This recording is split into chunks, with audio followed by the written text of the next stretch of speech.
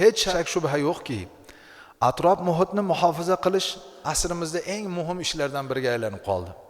So'nggi yillarda insoniyatning tabiatga salbiy ta'siri sababi bilan oxiri o'ylamasdan chiqindilarni tashlashlik bilan Alloh taoloning bandalarga bergan tabiati buzilmoqda.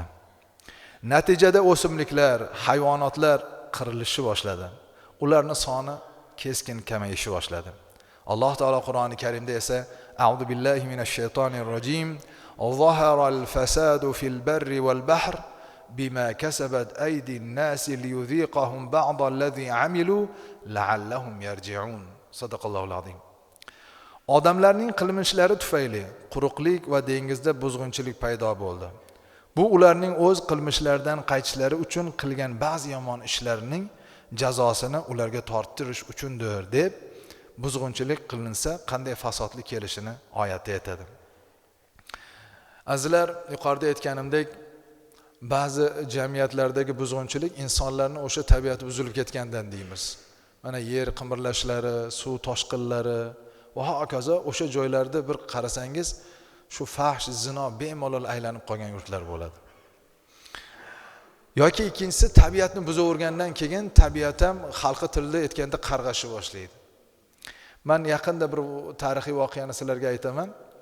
Hozir insonlar nihoyatda texnikani rivojlangan bir zamonda yashayotibdi-da, endi texnikani yaratayotgandan keyin insonlar har xil ish qilib ko'ryapti. Shundan bittasi, shunaqa dronlar yaratilgan. Hozir dronlar bulutlarni quvlab keladi, haydab keladi. Va natijada o'sha yerda sun'iy yomg'ir yog'dirish uchun harakat qilinadi.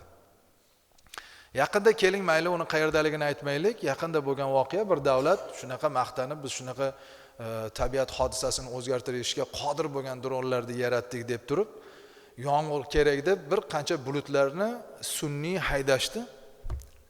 Shu qadar yomg'ir yog'di, qayerga borishini bilmay qoldi. Allohning tabiatini buzdi. Alloh taolo qachon, qayerga suv yog'dirishni o'zi biladi.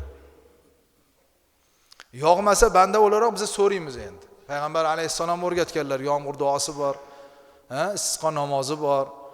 Alloh taolodan baraka yomg'irni so'rab duo qilish bor. Lekin agar Allohning tabiatiga noto'g'ri teginib qo'yilinsa, shu qadar balolar keladiki, insonlar uni ko'tara olmaydi. Butun dunyoga o'sha davlat sharmanda bo'ldi. Birinchi e'lon qilgan, biz shunaqa qilyapmiz, qarab turinglar degan. Natijada bulut keldi, tabiat buzildi, shu qadar yomg'ir yog'diki, odamlar cho'ka boshladi, shaharlar suv orasida qolib ketdi. Demak, Alloh taolo aytayaptiki, yer yuzida buzg'unchilik qilmang, uning oqibati yomon. Tabiatini buzish bilan bo'ladimi yo o'zingizlarning tabiatinglarni buzish bilan bo'ladimi? Endi agar boshingizlarga musibat keladigan bo'lsa, o'zingizlardan bilinglar ma'nosidagi oyatni marhamat qiladi.